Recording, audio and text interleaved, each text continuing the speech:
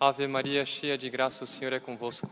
Bendita sois vós entre as mulheres, e bendito é o fruto do vosso ventre, Jesus.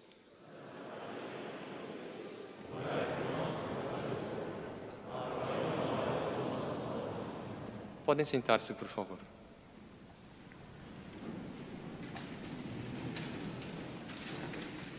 O sentimento de vingança é uma coisa tremenda no ser humano.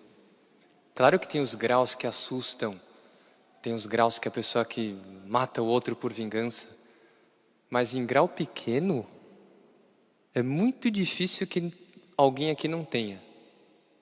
Por exemplo, vai se executar um trabalho, precisa qualquer coisa, vai fazer uma comida, um bolo, e as pessoas têm dúvida de que ingrediente colocar, e a pessoa, não coloca isso que vai estragar.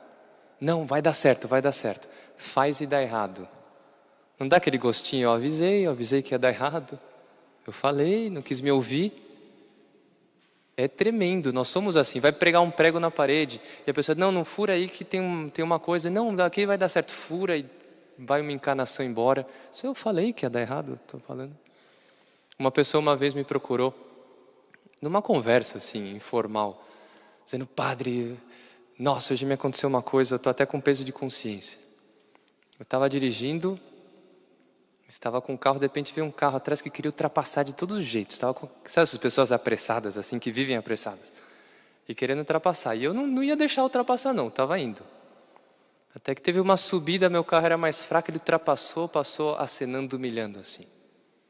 Depois, quando eu fiz a curva, estava o carro dele batido lá. Não foi nada de grave, mas eu vi o homem fora do carro, o carro batido. Padre, deu uma alegria. Deu uma alegria no fundo do meu coração ver aquele carro batido. Eu tive vontade de parar. Precisa de carona? Alguma coisa assim? Fala a verdade que nós tendemos para isso. A gente tende para isso. Está no nosso coração esse desejo de vingança. Em pequenas coisas. A pessoa contava até meio brincando, que ela no fundo ficou com pena do homem. Mas que nós temos isso na alma, nós temos. Por quê? É o que diz São Paulo aqui. A imagem do homem terrestre já está em nós.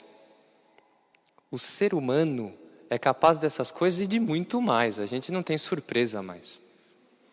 Na primeira leitura, o que acontece com Davi, que ele tem o inimigo dele nas mãos. E ele está com Absai, companheiro dele, general do exército dele. Absai vai agir segundo o homem terrestre. Deixa eu cravar minha lança e não vai ser necessário repetir o golpe. Está feita a vingança, era a alegria da vingança ali. Davi, não. Eu não vou levantar minha mão contra o ungido do Senhor. Ele está querendo me matar, mas eu não vou fazer isso. E se abre uma perspectiva nova. É um novo modo de considerar a realidade. E que nosso Senhor Jesus Cristo, no Evangelho de hoje, vai levar um grau que a gente fica até meio tonto. Há muitos anos atrás, estudando o que os filósofos ateus, ou o que os teólogos de outras religiões falam sobre Jesus Cristo, eu encontrei essa afirmação de um teólogo de uma outra religião, que ele dizia, Jesus Cristo tem coisas maravilhosas, etc. Mas o mais difícil de tudo é essa história de amor aos inimigos, de levou uma bofetada, oferece outra face. Que história é essa? Porque se a gente for interpretar literalmente o Evangelho de hoje, eu não posso mais fazer BO, por exemplo. Alguém bateu no meu carro? Não peça que te devolva. BO é pecado, segundo o Evangelho de hoje. Seria?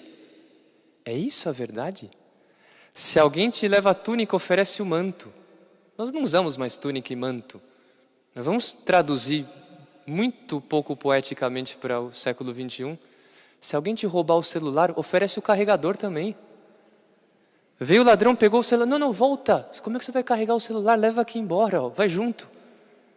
É isso que nosso Senhor está dizendo? Roubou a bicicleta? Não, bicicleta não. Leva minha moto também, meu carro. Todo mundo sabe que não é isso que nosso Senhor está dizendo. A bofetada, deu um tapa numa face, bate aqui também, para ficar a cor do mesmo, mais ou menos parecida. Não é isso que ele está dizendo. E muitas vezes esse evangelho de não julgueis, não sereis julgados, fazer isso, fazer aquilo, é super mal interpretado. E se torna de tal forma mal interpretado que não é possível de praticar. O que nós estamos dizendo aqui, por exemplo, é impossível de praticar. E nem é o que Jesus Cristo quer. Como interpretar esse evangelho? Qual que é o modo certo? É necessário entender que na linguagem de Nosso Senhor, os judeus já entendiam isso na época, hein? Ele usa parábolas fortes e depois ele dá um princípio. Por exemplo, todo mundo entende quando o Nosso Senhor diz: se teu olho te leva a pecar, arranca-o. Se tua mão te leva a pecar, corta. E depois ele dá o princípio. Porque é melhor entrar na vida sem um olho ou sem uma mão do que com tudo isso ir para o inferno, para o fogo que nunca se apaga. O princípio é: eu tenho que renunciar ao pecado por amor a Deus. Corte com quem for. Aqui também. Então tem 3 partes ali, o evangelho de hoje. Nós não vamos ver tudo, porque não é um estudo aqui hoje. Mas ele primeiro fala: amai os inimigos, oferece a quem não pede de volta quando alguém leva uma coisa emprestada, não pode pedir de volta, imagine. E aí vem o princípio. O que vós desejais que os outros vos façam, fazei também vós a ele. Está aqui o primeiro princípio. Se o nosso convívio fosse assim, se nós tratássemos os outros, às vezes nós reclamamos do favor com que os outros não nos fazem. A esposa reclama do que o marido não chega e não faz tal coisa, o marido reclama que a esposa não sei o quê. Por que não faz ao outro o que eu gostaria que o outro fizesse? Aí está praticando o evangelho. Aí começou a praticar, está bem interpretado. Agora sim, agora dá para fazer. Exige um pouco de sacrifício, evidente que exige. Mas isso é possível de praticar.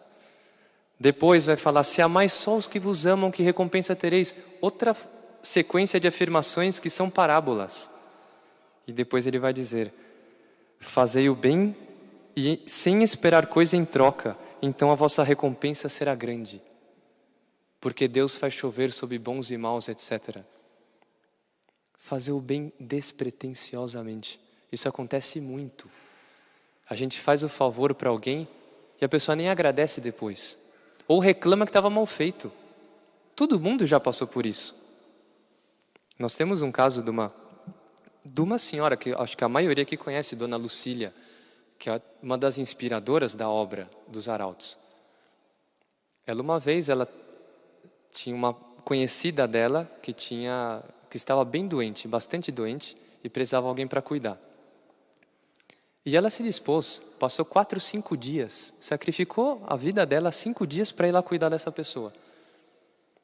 Só que tinha uma outra pessoa que tinha muito mais prestígio, era uma pessoa também muito bela aparentemente, era muito bonita, muito vistosa, rica, e que foi visitar essa mulher que estava doente uma vez.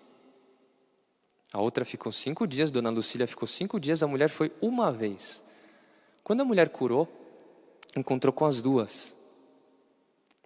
Passou por aquela mulher que foi uma vez e disse: muito obrigado por aquela visita, eu não sei nem como agradecer. Abraçou: nossa, que honra ter recebido você. Depois passou por Dona Lucília: obrigado, viu, pela ajuda. E uma outra pessoa que viu disse: Lucília, você é boba. Você fica fazendo bem para os outros, olha o que você recebe. Não é assim não. E ela disse: não. Eu não fiz para receber gratidão. Eu fiz porque o bem está feito. Eu fiz esse bem, estou contente porque foi feito. Para mim isso basta. Eu vou continuar fazendo bem até o fim da minha vida. Nossa, esse é o evangelho de hoje praticado. Esse é o evangelho de hoje posto em vida. E, no fim de tudo, que vai ver a última mensagem de Nosso Senhor nesse evangelho, é: sede misericordiosos como Deus é misericordioso. E aqui está a chave do nosso relacionamento, hein?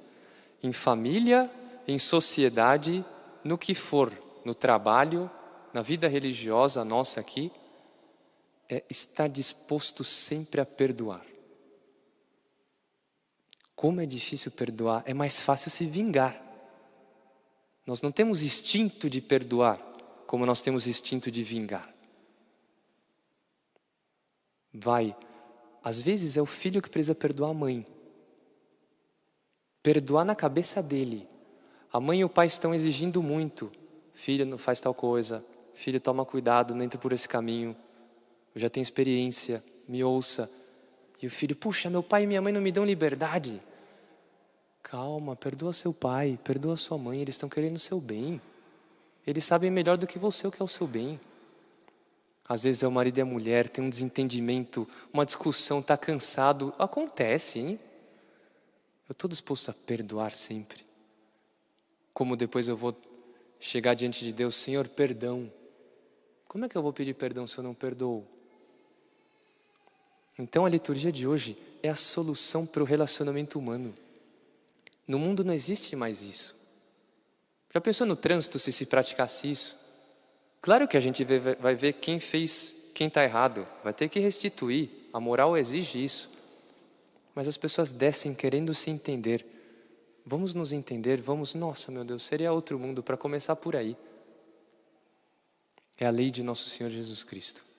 Vamos pedir a graça de praticar isso, primeiro em nosso interior, depois na nossa casa, no nosso trabalho, e vamos pedir que chegue logo o reino de Nossa Senhora, que ela prometeu em Fátima, que vai ser o reino onde tudo isso que está no Evangelho de hoje vai ser praticado no mundo inteiro, na sociedade inteira. É o reino de Maria. Vamos pedir isso na missa de hoje, além de todas as intenções que tenho. Louvado seja nosso Senhor Jesus Cristo.